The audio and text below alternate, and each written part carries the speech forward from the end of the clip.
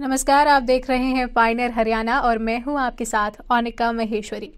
दक्षिणी हरियाणा में भारतीय सेना में अहीर रेजिमेंट के गठन की मांग का मुद्दा अब तूल पकड़ता जा रहा है।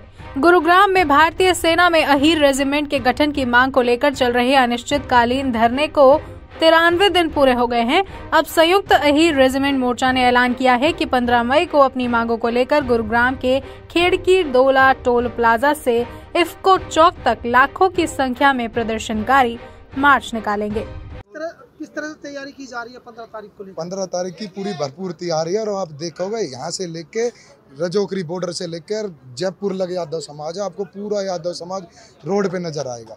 और ये आपको पहले भी पता है, ये हमारे मान सम्मान की लड़ाई है। और आपने इस बात को देखा होगा, चाहे कोई भी किसी पार्टी से है, पर इस अहीर रेजिमेंट के लिए सब हमारे साथ है। सरकार की एक गलतफहमी है कि ये यादव समाज बिछड़ा हुआ है, बटा हुआ है, ऐसी कुछ बात नहीं है।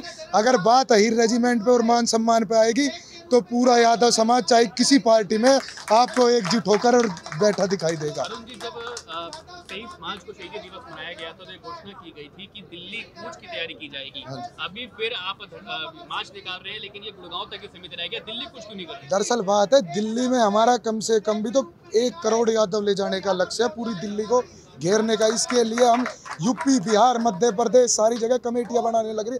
अभी आप 1 महीने के बाद देखोगे, आपको बड़े बड़े प्रोग्राम कहीं यूपी में, बिहार में, हर जगह नजर आएंगे। पहले हमारी कोशिश है हर गांव तक पहुंचे, हर जिले तक पहुंचे और देश के हर कोने तक पहुंचे, अपने पूरे यादव समाज को जागरूक करके।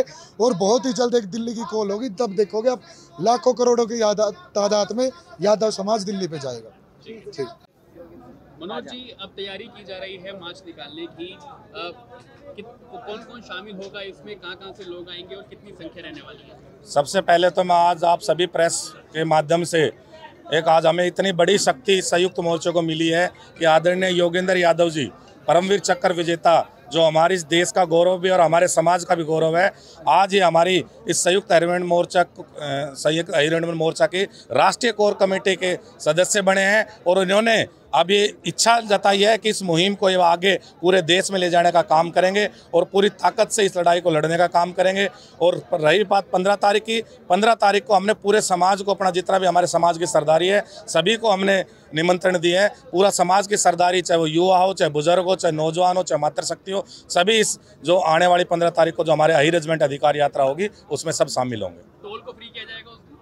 नहीं, उस दिन जो हमारे लोग जो हमारे आएंगे इस अहीर रेजिमेंट में शामिल होने के लिए, उन लोगों के लिए बिल्कुल टोल फ्री होगा। योगेंद्र जी, तैयारी की जा रही है मार्च निकालने की, कौन कौन इसमें शामिल होगा और कहां से कहां तक निकाली जाएगी? हाँ बिल्कुल, ये मार्च निकालने की, क्योंकि एक रेजिमेंट हक है हमारा, एक यात्रा हम निकाल रहे हैं। और मैं एक इस संयुक्त मोर्चा ही रेजिमेंट का एक सदस्य होने के नाते मैं सभी नेता, राजनेता और जो भी जिस क्षेत्र के अंदर हैं, सब लोगों से आह्वान करता हूं कि आप सब इस यात्रा में शामिल हों और एक कौमी एकता की एक मिसाल को जगाएं। क्योंकि ये एक किसी क्षेत्र विशेष और व्यक्ति विशेष का जो आंदोलन नहीं है, बल्कि ये एक पूरी कौम का है, पूरे देश का एक आंदोलन है।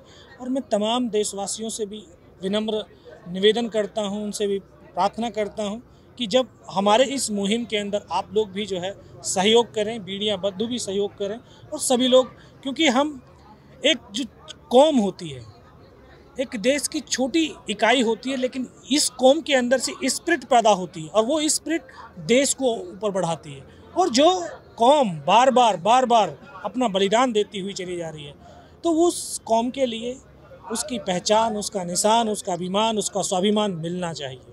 बस यही हमारी जो है सरकार से मांग है। तो मैं देशवासियों से विनम्र निवेदन करता हूं कि हमारी इस मांग में शामिल हुई है और हमें समर्थन दीजिए। आपने अपने संबोधन में कहा था कि 26 करोड़ अहीर हैं पूरे देश में, और आपने अपील भी की थी और बार बार करते आ रहे हैं कि सभी शामिल हुए। क्या लगता है कि अभी भी पूरा समाज एकजुट नहीं हो पाया है? हाँ, नहीं, धीरे धीरे हो रहा है, क्योंकि पहले एक छोटा सा दीप जला है, अब धीरे धीरे वो मसाल बनती चली जा रही है। तो लोग जुड़ते हुए चले जा रहे हैं और जितने लोग के अंदर जागरूकता आ रही है, लोग जुड़ते जा रहे हैं। अभी ये और जुड़ने बाकी हैं और जुड़ जाएंगे। 93 दिन हो गए हैं अनिश्चितकालीन धरने को, लगातार बड़े बड़े नेता भी यहाँ पर आए, मंत्री भी यहाँ पर आए। क्या लगता है सरकार क्यों बात नहीं मान रही, कहाँ पेच फंस रहा है? सरकार को शायद लगता है कि ये ऐसा ही धरना है ना, कि धरने चलते रहते हैं देश के अंदर, कि ऐसा ही धरना है, कुछ दिन के बाद में समाप्त हो जाएगा। लेकिन ये एक धरना ऐसा धरना नहीं है, ये हमारे हक का, हमारी पहचान का धरना है और ये निरंतर चलता रहेगा, चाहे साल लगो, 2 साल लगो, 3 साल लगो, 5 साल लगो। जब तक हमें हक नहीं मिलेगा हम नहीं लड़ेंगे, उठेंगे भी नहीं, क्योंकि हम किसान हैं और ये कौम को तो दूध और दही वाला कहा जाता है। हम बिल्कुल दूध और दही वाले हैं और दूध और दही खिला करके देश को जब मजबूत बना सकते हैं, अपने बेटे और बेटियों को सरहद पर भेज सकते हैं, तो अपना हक भी मांग सकते हैं। एक आखिरी सवाल है, एक लंबा सफर रहा आपका सेना में, क्या लगता है कि रेजिमेंट की जरूरत क्यों पड़ती है सेना में, क्या जरूरत है उसकी? हाँ बिल्कुल, देखिए रेजिमेंट जो कास्टिज्म वाला है ना, लोग बोलते हैं कि कास्टिज्म का नहीं होना। कास्टिज्म, मैं बोलता हूँ कि कास्टिज्म एक छोटी स्प्रिट होती है, छोटी इकाई होती है। मैं अपनी बटालियन की बता सकता हूँ कि जब 4 कौम की 4 कंपनियाँ आपस में जब इंटर कंपनी गेम होता है तो उनके अंदर स्पिरिट जगती है कि यार मेरी कौम का जो है गेम ये जीत कर रहेगा। तो वो जो एक स्पिरिट जगी है, तो वो एक यूनिट की स्पिरिट को बढ़ाती है, यूनिट सेना के स्पिरिट को बढ़ाती है और सेना देश की स्पिरिट को बढ़ाती है। तो वो देश के मान और स्वाभिमान के लिए अपने प्राणों का बलिदान दे सकते हैं। तो हम उसी स्पिरिट को मांग रहे हैं, उसी हक को मांग रहे हैं, उसी स्वाभिमान को मांग रहे हैं। 15 मई को होने वाले मार्च से एक बार फिर लोगों को गुरुग्राम में जाम की समस्याओं से दो चार होना पड़ सकता है।